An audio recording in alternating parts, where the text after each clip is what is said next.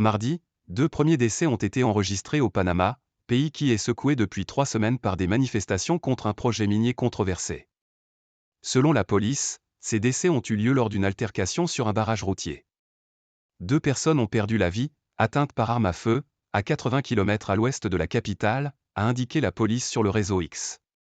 L'auteur présumé des tirs, un homme âgé de 77 ans, a été arrêté. Des vidéos sur les réseaux sociaux montrent un homme tirant sur un manifestant sur un barrage positionné sur l'autoroute interaméricaine, qui relie le Panama au reste de l'Amérique centrale.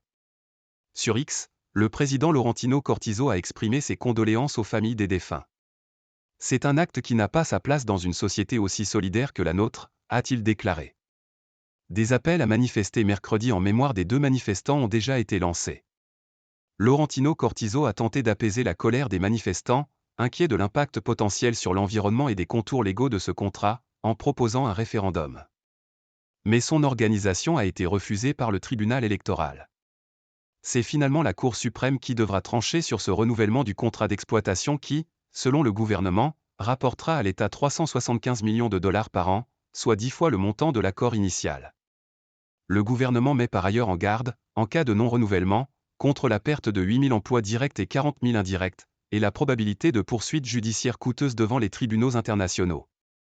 La gigantesque mine de cuivre à ciel ouvert, située à 240 km de la ville de Panama, génère 4% du PIB et 75% des revenus à l'exportation du pays.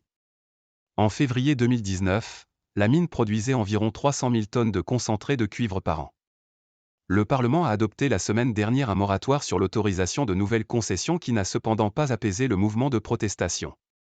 Plusieurs avenues de la capitale ont été bloquées mardi par de petits groupes de manifestants, tandis que l'autoroute interaméricaine est depuis plusieurs jours coupée en plusieurs tronçons, affectant l'approvisionnement du pays en nourriture ou carburant.